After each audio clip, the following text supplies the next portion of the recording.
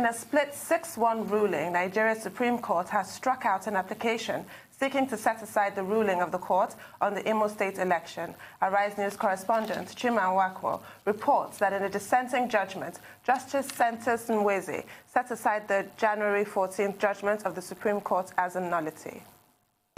The ruling of the Supreme Court evokes a sense of déjà vu. It is obviously one of the most controversial cases the Supreme Court has seen in a while. Counsel for Emeka Ihedioha, Kanu Agabi, asked the court to set aside its judgment of January the 14th, 2020 on the grounds that it is a nullity. However, counsel to Senator Hope Uzodinma counters that the court lacks the jurisdiction to hear the case. Delivering the majority ruling, Justice Kayode Ariwoola points out that asking the Supreme Court to set aside its ruling is asking it to sit in appeal over its own decisions, which he says violates the 1999 Constitution. According to him, granting the request will open the floodgates to endless litigation. He says the verdict of the Supreme Court is a finality. Lawyers are divided on the precedent set by the ruling. This is injustice at its peak. This injustice is indescribably indecipherable. I cannot decipher it. I cannot. What tells the Supreme Court that they cannot overrule their own judgment? When it is reached in error, when it's reached concurium, when there are conflicting judgments. Today, Supreme Court has affirmed its decision that Hope Uzodinma was legitimately elected the governor of Imo State. It has refused the application to set aside its judgment as an abuse of court process. However, in the dissenting ruling, Justice Sentus Nweze notes that the votes which were used to declare Hope Uzodinma winner were in excess of the accredited votes for the election. He then set aside the judgment of the Supreme Court of the 14th of January 2020 as a nullity. He reasons that the court was misled in declaring Hope Uzodinma as governor and orders his removal from office. He holds that a judgment can be set aside. In his words, a judgment or order can be set aside on the merits. This court has the power to overrule itself and has done so in the past, can revisit any decision not in accordance with justice. This court has a duty of redeeming its image. It is against this background that the finality of the court cannot extinguish the right of any person. The importance of today's decision goes to show the independence of each of the justices of the Supreme Court. The fact that the decision was 6-1 shows that each justice of the Supreme Court has his independent mind to determine an issue before the Supreme Court. The fact that 6 other justices stood on one way does not stop the other justices from dissenting from the decision of the others. The court, however, held that all parties in the case should bear their individual costs. Chima Nwakwo, Arise News. Well, that's the end of the road for now for Mr. Ihedioha, but I do see a victory in 2023. I mean, I'm no prophet, but a lot of people do feel that he was robbed. And the fact of the matter is that, well, the facts are that the new total, according to now Governor Hope Uzodinma, the new total of votes, according to him, which he alleges from the 388 polling units, are higher than the total number of PVCs distributed by INEC, higher than the total number of accredited voters in the state. This is the awkward facts of the matter. So any way you choose to look at it, it does appear that an injustice has been done against Mr. Ihedioha, and I'm sure a lot of people are in support of him. I'm sure we'll discuss this with our guest later on this morning, Mr. Owonikoko, to find out why the court sort of brushed aside such a glaring fact. I mean, that's not something you can sweep under the carpet, or you shouldn't sweep it under the carpet in the name of finality and not opening the floodgates. Yes, all that is very understandable, but the business of the Supreme Court, first and foremost, is justice. And that is the main question. And many Nigerians do not think that justice has been done in the Imo March 9 gubernatorial election case that went before the Supreme Court. But what is clear to everybody is that the Supreme Court chose to assert itself. The justice who delivered who read the ruling made it very clear that the verdict of the Supreme Court is final and that nobody can change it. And it talks about the inherent powers assigned to the Supreme Court under the Constitution, and that what can only be done is only if attention is drawn to a clerical error, in which case the Supreme Court can be called upon to dot the I's and cross the T's, but that in this particular case, the Supreme Court was not going to reverse itself. In the counsel to Emeka Ihedioha and the PDP, Kanu Agabu SAN, had amended their prayer. They were even asking that the ruling of January 14 be set aside completely, and Ihedioha, be declared as the rightful winner, and that the certificate of return that had been given to Hope Uzodinma should be returned. In any case, that did not happen. But has justice been done? Well, not many people think so. But Ihedioha will probably be the winner in the long run, because he can hold his head high. Yeah. Yes. His reputation has not been damaged in any way. And the ruling yesterday by the Supreme Court clearly, will mark a watershed in electoral jurisprudence in Nigeria. Even if their lordships didn't want, a surfeit of litigations and request for reviews, of its own judgment, of the Supreme Court judgment, at the end of the day, Nigerians will think that, is this a case of their lordships, getting involved in politics, or is this truly a case of law and justice? However, we will always have as reference point the dissenting judgment by Justice Chima Nweze, who incidentally was not part of the original panel and who had a completely different take. Now, a dissenting judgment will not prevail, but, it can provide a lot of enlightenment. And there are many Nigerians who think that this may be one case in which a minority ruling, gives the impression of justice more than the position of the majority. Absolutely, and it's very interesting to see because, of course, like you said, he wasn't on the original panel, and this is definitely one of the most controversial cases in the Supreme Court history in Nigeria. It's very interesting that the Supreme Court basically came out with a ruling that sort of looked like they were just insisting on their finality, and that is why they went with what they did.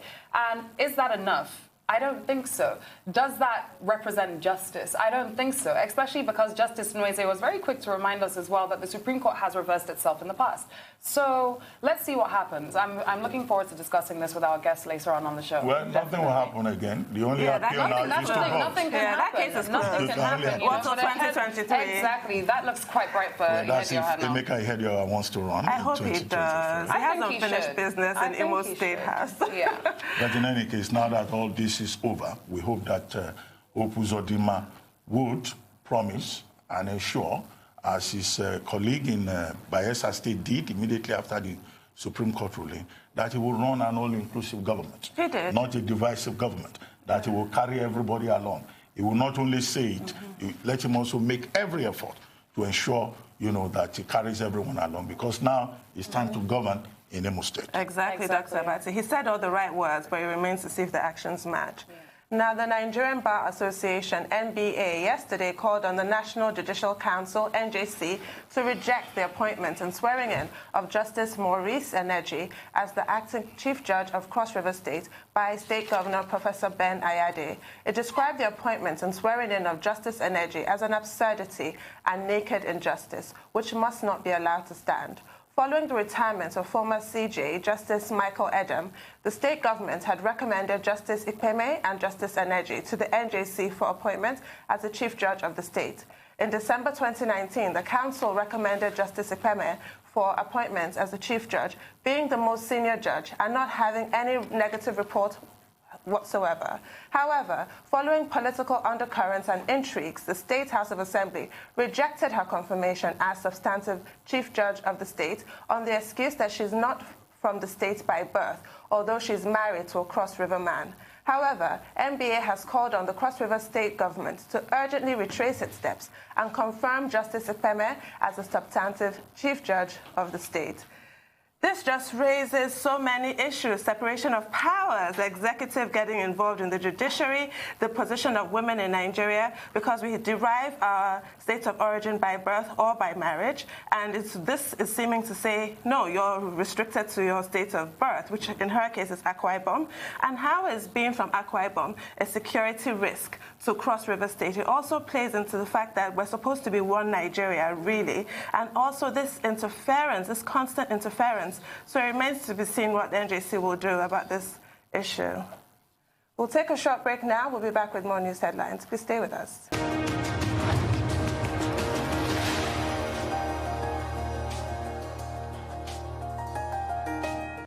Welcome back to the morning show here on Arise News. Before the break, Dr. Abati, we just started the discussion about the situation in Cross River State. Quite a worrying situation, I might add. I agree with you absolutely, and all the issues you identified are relevant. I think it's scandalous, I think it's absurd, and I think that the governor should be restrained.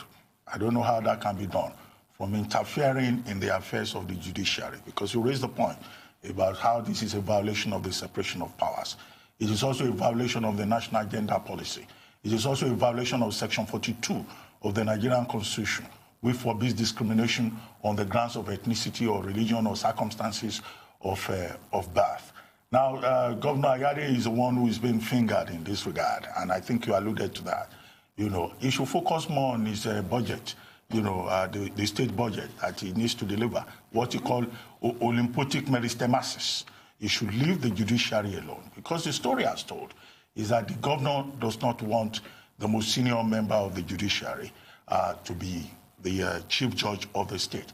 He set up a state judicial commission, which then, you know, made a recommendation, sent 2 names to the National Judicial Council. At the end of the day, the National Judicial Council decided to follow tradition of seniority, yes, which is a standard practice, it is, and then recommended Justice Akon Ikpeme. Now, she acted as a chief judge for 3 months. Now, when her tenure expired, she was supposed to be confirmed by the State House of Assembly. The State House of Assembly referred the matter to the House Judicial Committee. Now, that House Judicial Committee became divided. They submitted 2 reports.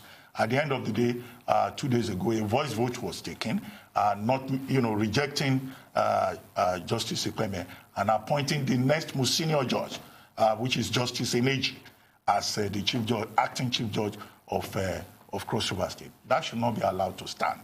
The National Judicial Commission, in fact, should sanction Justice Eneji for allowing himself to be used as a pawn to discriminate against the most senior member of the judiciary. The argument that she's from Akwa Ibom State and not from Cross River State. Well, she has always quoted Cross River State as her state of origin. Exactly. She's married to a Cross River man. She has children who are from Cross River. Born and bred she has had her entire career in Cross River State. Schooling, yeah. And it is ironic that a country that once appointed a woman as chief judge of Nigeria, that's, you know, in 2016 or so, I don't immediately recall the exact date, will now be saying that a woman in Cross River State cannot be chief judge of a state. And she's a security risk, I mean. If a woman is married to a man who becomes governor or president, she automatically becomes a first lady.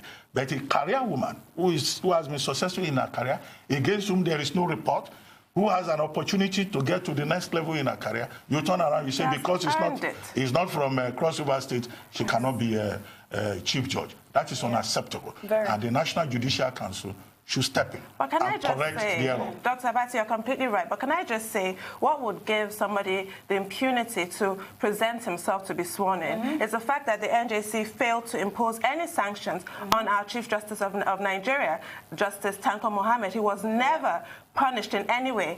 Although you had the case in Abia State with Justice Orji, he was forced into compulsory retirement because he presented himself to be sworn in. But the recent example of the person sitting as Chief Justice of Nigeria, he committed something really, he had the impunity without the recommendation of the NJC to go straight to the president to be sworn in, and nothing happened. Well, I was referring earlier to Justice Haloma Mukhtar. Yeah. That's what year? But no, it was before 2016. Okay. You know. Honestly, it raises a lot of questions, because the points that you both raised, especially about the fact that every single point that the governor has tried to come up with here is either absurd or irrelevant. It raises so many questions about the way governors act, the way governors think they can interfere in things that are actually not their concern and not their business. And it raises questions about restrainment. I think you're very right when you said they should find a way to restrain him, because governors cannot just think that they can get away with things like this. Quite frankly, at the end of the day, it looks like he really doesn't want her because she's a woman. Mainly. There have been allegations of financial inducement that should also be investigated. Right. If indeed there was financial inducement, that's really scandalous. It really is. And the judge that is now acting as chief judge, we're told, is from a neighboring village with the governor. because he's from the Kwara local government. It just looks awful. And it raises so many questions about states of origin as well, but we'll get into that on another day. Anyway, we're joined now by Reuters Odiri for the latest in business today. Good morning, Reuters. How are you? Morning, Reuters. So starting off on the global front, I saw a very interesting article that stated that central banks cannot produce vaccines. This is in reference to the Federal Reserve rate cuts that happened yesterday at the prompting of President Donald Trump. He's been pushing Jerome Powell and the Federal Reserve, which is the United States Central Bank, to cut rates in order to juice aggregate demand and try to counter the macroeconomic effects, negative effects of the coronavirus on the U.S. economy. So essentially, if you cut rates, you're reducing the cost of borrowing, you induce aggregate demand, and supposedly also induce spending on behalf of consumers.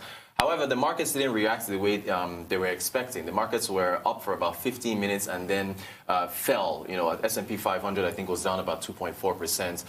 The 10-year Treasury notes fell under 1% for the first time. There's an inverse relationship between the yield on the 10-year Treasury notes and its price. If the yield falls, that means that prices are rising. That means that more people are seeking to invest in the bond yields, and that means that there's more demand there. That means they're fleeing stocks and going into fixed income. So essentially, what the United States saw was that central banks are not able to properly counter the effects of the coronavirus because, look, what are you going to do? Are you going to force people to go out and spend money because you're cutting rates? It can't really happen, right? Because they essentially are staying home. So the effect of the rate cuts hasn't really been seen. So that's on the global front. For us here in Nigeria, the Nigerian Stock Exchange went through. They had a COM, a court-ordered meeting, and an EGM, extraordinary general meeting, with regards to demutualization. So that's essentially what is happening with the Nigerian Stock Exchange. Demutualization happens when owner-operated private companies go public. And so what's happening with the Nigerian Stock Exchange is that they're going to become a public company. So one of the things that they assented to, that's the members, was the re-registration of the Nigerian Stock Exchange as the Nigerian Exchange Group PLC. There's also going to be setting up a separate regulatory body, a subsidiary company, which is the NGX Regulatory Limited, post-demutualization, that is going to regulate the activities of the Nigerian Stock Exchange. So that is very positive steps on behalf of the Nigerian Stock Exchange. Corporate governance is going to be improved because it's a publicly traded company. Competitiveness is another thing that we're going to be looking forward to. And also access. You and I, us here, everybody that's watching, will be able to buy into the Nigerian Stock Exchange as a publicly traded company.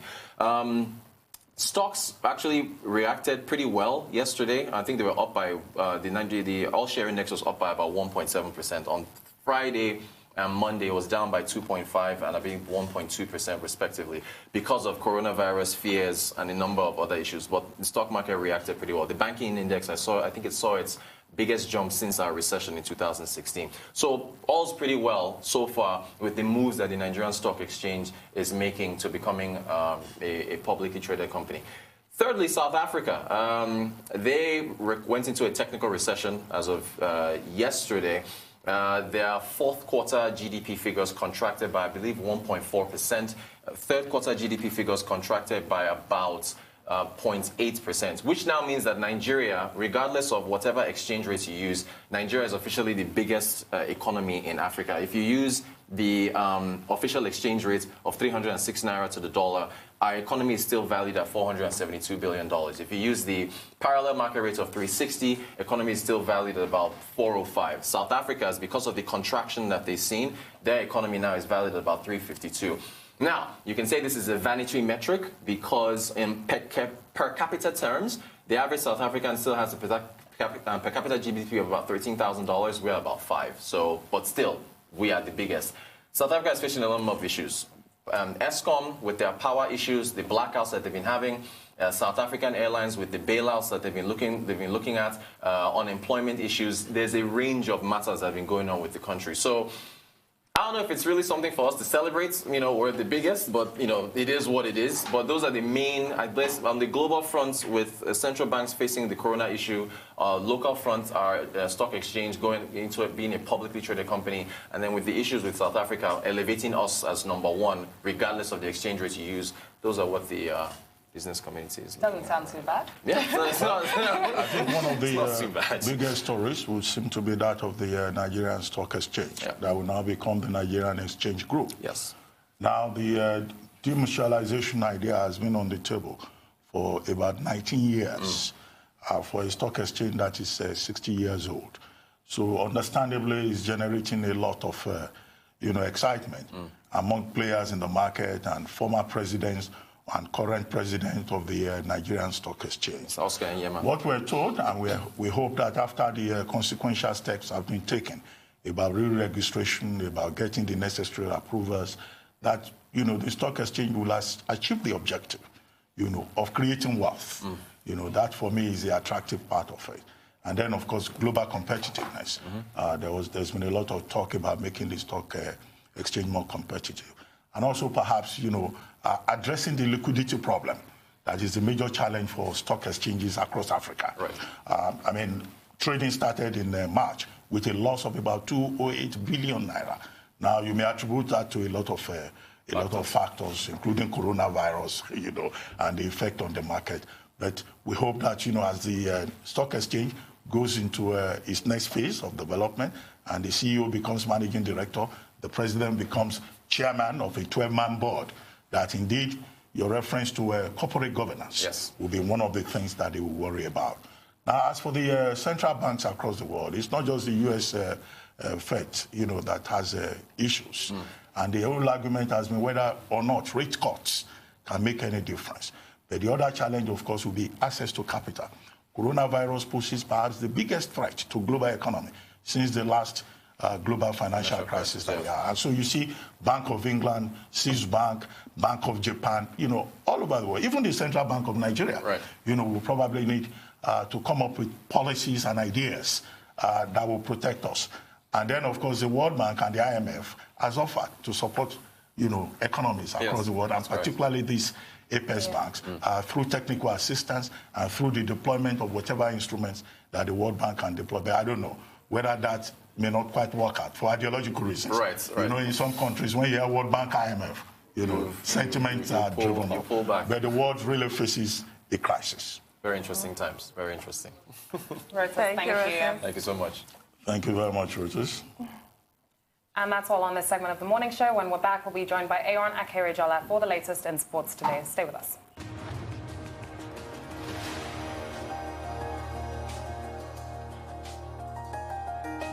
Welcome back to the morning show here on Arise News. Joining us now with sports news is Aaron Akerejola, Arise News sports analyst. Aaron, good morning. Doctor, good morning. Good morning, Aaron. Tony, you're looking angelic in white today. Looking like good morning. You had I'm so spoiled. You are all right. One of these days, I will see. I hope there won't be a fight over Tondo. I don't think so. But good news and bad news for two clubs in England. While Chelsea are beginning to put a run together, Liverpool seem not to be able to find a win after going so long, over a year, without losing a game or even drawing a game. And that is the case right now. They met in the FA Cup around fifth round yesterday at the Stamford Bridge, and Chelsea came up on top with Willian and Ross Barkley getting the goals for Chelsea, and Liverpool once again fired black. This is the third loss in 4 games for Liverpool, and this is the second game in a row where Liverpool have failed to find the back of the net. And it's quite surprising for a team that has so much firepower and so much in their kitty, so much arsenal in their kitty. Literally, Liverpool they used to be called the unstoppable force in football, but right now they are actually hitting a very rotten patch, and they don't seem to be finding games. And these are crucial games. They have in the horizon Atletico de Madrid, and they will need to get their acts together. But they've been booted out of the FA Cup. They lost their first Premier League game a few days ago. And as it stands right now, Liverpool are beginning to maybe face the law of diminishing returns, as some people will say. No, not yet. It's been 2 Maybe not losses quite. in a row. But yeah, Well, that's you a bit recall far. that yesterday they didn't have, is it Jorginho and Salah? Yeah. Those two were not there. Although Sadio Mane, Which is key. was on duty and he tried his best. but it just looked like they couldn't find their rhythm. Klopp has a positive attitude to it. He says they did their best, but perhaps going forward, they need to work more on their defense. But there was real challenge, in the midfield where, Chelsea was very strong. And he kept making all the changes, but they lost. They had so many chances, but they had on the Chelsea side, Kepa. The goalkeeper, who is now back on duty, and he gave a very good account of himself yesterday. But I think there is still hope. It's just that everyone is concerned that they've lost 3 out of their last 4 matches. And to be beaten by Watford, to be beaten by injury-ravaged Chelsea, and then to be beaten by Atletico Madrid. So they are out of the FA Cup, but of course they are Premier League leaders. And they still have a chance in the Champions League. I think Lampard also went in really wanting to win. I watched half of the match, but Chelsea's last match as well, when Lampard was doing his interview, he actually threw subliminals at his own strikers and his own players, saying, well, I'm not really trying to have my left back as my top goal scorer, So I think he's also been putting a lot of pressure on the team, and he went forward meaning to, win this match. And Liverpool also went into the game meaning to win the match, because having Virgil van Dijk previously in the FA Cup games and other club competitions in England, they always went with a very, very lean squad, a very, very inexperienced squad. Yesterday, having Virgil van Dijk there, having Joe Gomez, those are his starting 11 any given day. Having, like you mentioned, Sadio Mane in attack, said that he wanted to win that game at some point. But unfortunate for him, things are not just turning out. That's football for you. That's football for you. They had a goalkeeper on the other side who needed to prove a point. Okay, maybe that might have helped, but ultimately Liverpool right now, there are always trying times in footballing careers for teams, for players, for coaches. Liverpool are going through their own patch. They will need to dig deep. They will need to get their heads straight. And sometimes when you start losing, like House of Cards, it just keeps crumbling. And I'm hoping, for the sake of those who support Liverpool, that's not the case. But for those who have been waiting, people like I've been waiting for Liverpool to lose. Clearly. And right now, it's becoming one too many. I just wanted them to just lose once, but right now they've lost 3 in the last 4, and they're not looking like it. Something is broken. Analysts are saying that ever since they went on the winter break and came back, the team has not been the same again. Maybe that particular stopgap actually just broke the rhythm of the team. Well, let's see. Well, maybe they will find their rhythm back. They will rediscover it. Who knows? All right, it's football. Yeah, it's football, as their coach says. And you don't know, like biscuit, as they always say, you don't know where to crack. And let's say that Anthony Joshua is really showering encomiums on Nigeria and probably reminding some of us how important Nigeria is.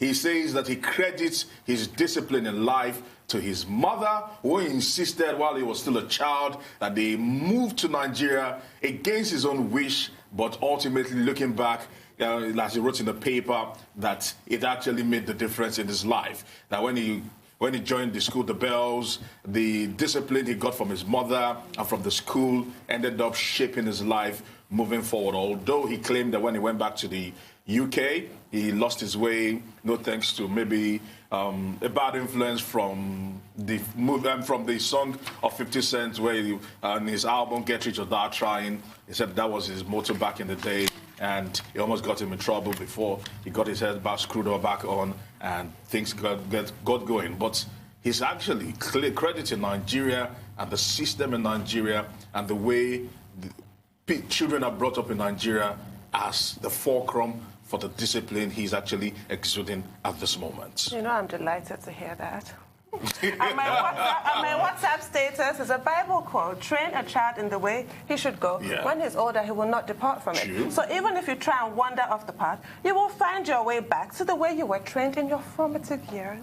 Yes, well, the lesson of which is that good parenting helps. Yes, it does. And it's good that he's appreciative of the efforts, particularly of his mom. Exactly. I think he has also had cause to talk about how he was brought up on the path of hard work. Yes. Being asked to do household chores, and the mother being very strict. On one occasion, policemen came and arrested him. Yeah. And he said, that helped him to recover, because his mom just called him and said, look, the men in blue, they are looking for you. Out you get. But it's also good that he came home and he was excited about the reception he got. Yes. Oftentimes, people come to Nigeria, they say they are demoralized. But he shows that Nigeria is There's not still hope. that bad. That's the beauty. Our culture. Our A lot culture is amazing. Nigeria still has so much to give, so much to offer. Yes. But we get to look at, some people just focus on the negatives, the traffic. Which I which everybody, no one likes traffic. But nevertheless, No, I don't like when people focus on the negative. Okay, yes. Yeah, I hate so that. a lot of people focus on the negatives, and the narratives there are always very, very slighted. And Anthony Joshua Sim this morning is painting a good narrative, I must say. Thank you. Thanks, He's a good Aaron. ambassador. He really is. Yes, he is a good ambassador. He really Yes, he is a good ambassador. Thank you very much.